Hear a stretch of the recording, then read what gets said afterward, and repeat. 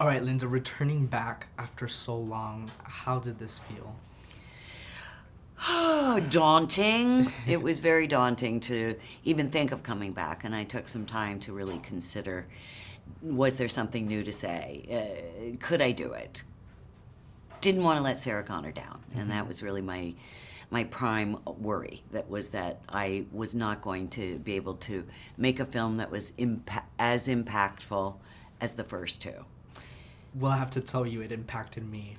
And I saw it last night and it was great. And I have to, those scenes you shared with Arnold, for me, the nostalgia just came back. Did you feel the same way?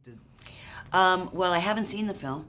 I'll see it tomorrow. So you've got that up, one up on me.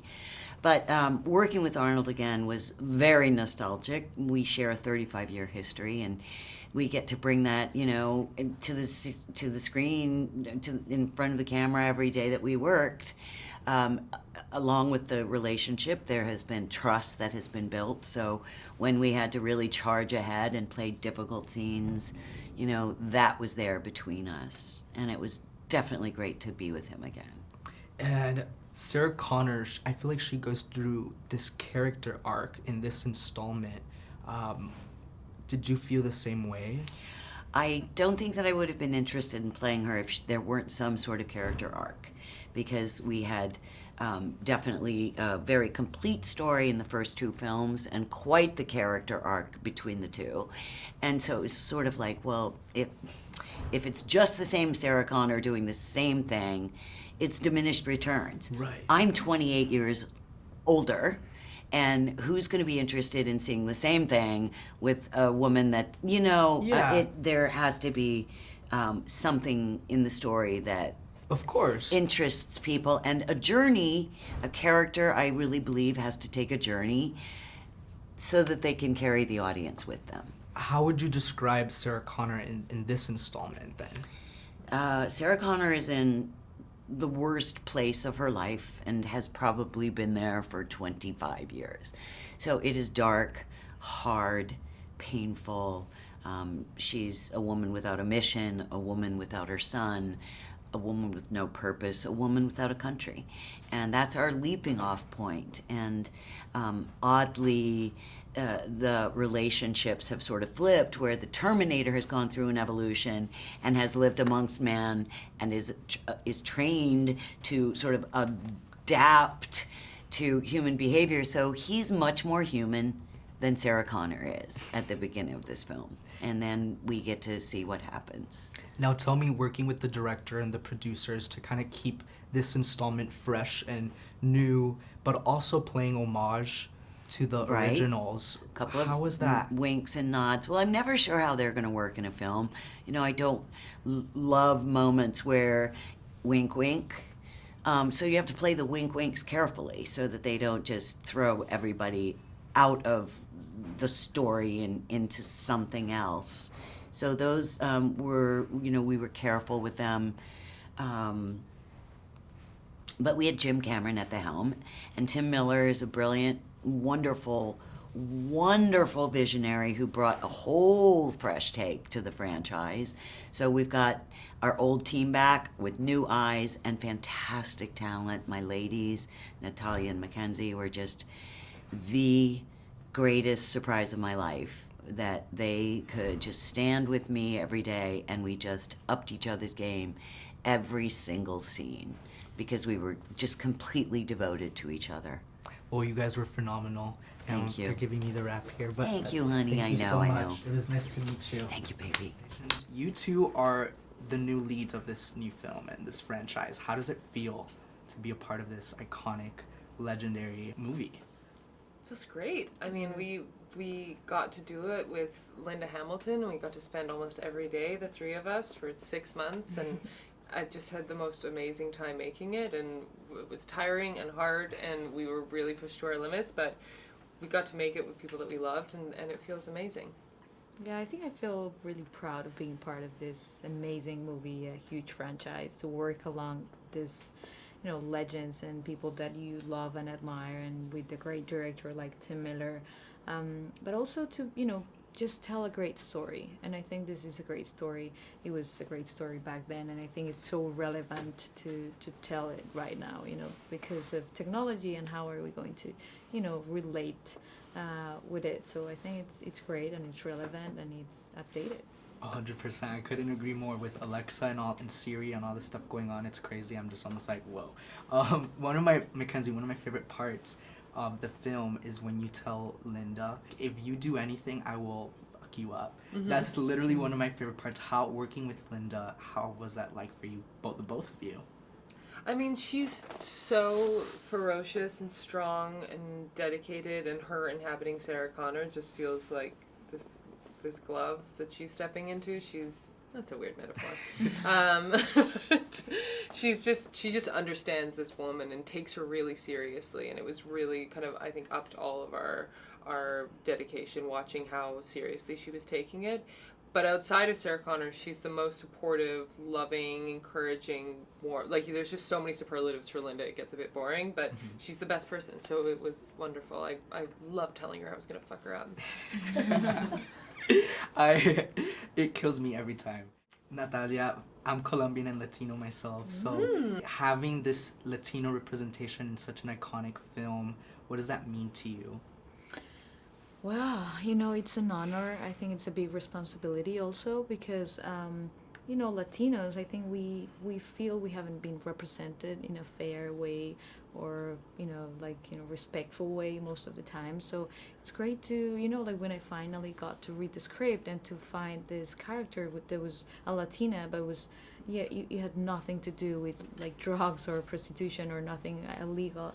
It was just great, to finally feel you can go to the movies and feel represented in a accurate way. So I think this is just the beginning, and I think it was time, Yeah. and I think this is just the start of a new era of a better and bigger representation. I agree, and I feel like Colombians are so like, everybody assumes it's like, oh, like a narco movie or just drugs or the cartel, and it was awesome seeing that, how you're like a superhero almost. Yeah. Too. Now, something the both of you guys, there's like this quote that you both say, it's, there is no fate but what we make for ourselves. Is that something you guys agree with in real life? I know in the movie it was something you stood by for. Absolutely. I don't believe in destiny, or I think whatever. I don't know. I think you are deciding your own path in every moment. So I do agree. Yeah, I mean, I think this is what I think. I feel you just work hard and you try your best, and there are so many circumstances that you need to align, to get something. But you can do things. You can be the change. You can change. You can decide. So I think you make your own fate. Yeah. Amazing, very well said. Thank you so much, you guys. Nice to Congratulations. meet you. Okay, so you play the Terminator, the menacing Terminator in this film. What is the difference between the other ones we've seen before? Well, first there's the great similarities that they have. I have an endo just like the T-800, and I have liquid metal skin that can change, and whatever human I touch, I could assume their image. But then, of course, I can split, and I can be both of those things at once. Beyond that, there is this really great. Tim enabled me and empowered me with the great freedom to just to be as human as I can whenever I have an interaction with other humans in the film, or with, I'm a machine with humans in the film. So that was really fun to play, which is to not be too concerned about having to maintain this like complete blank stoic face when I'm interacting with others. And I can just like, turn on the charm and Well, that's kind of terrifying too.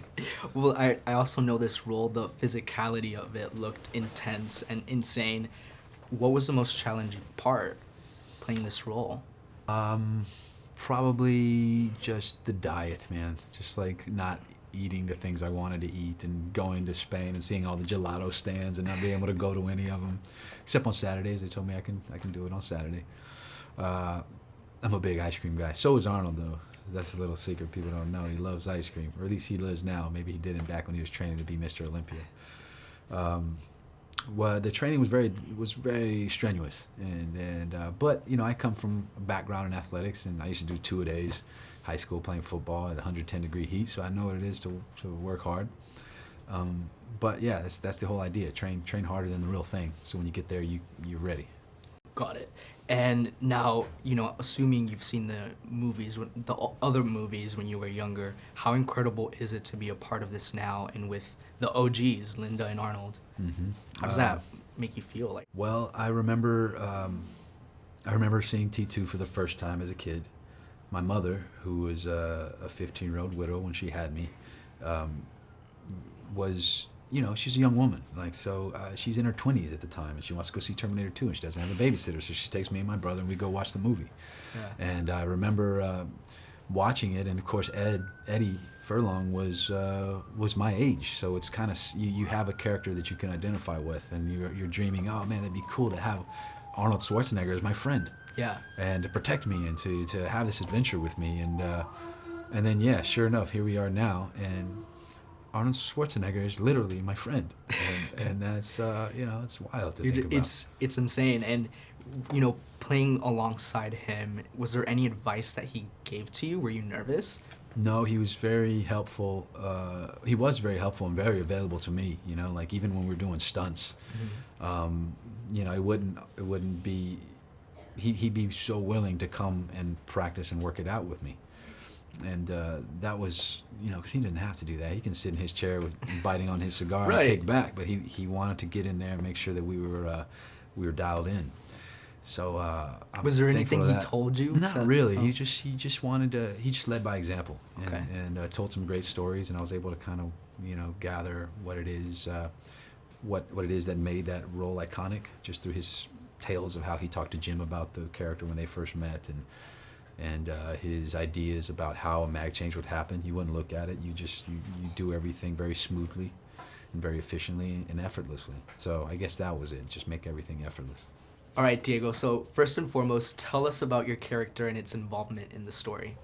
My character's name is Diego Ramos. It's confusing because my name is also Diego.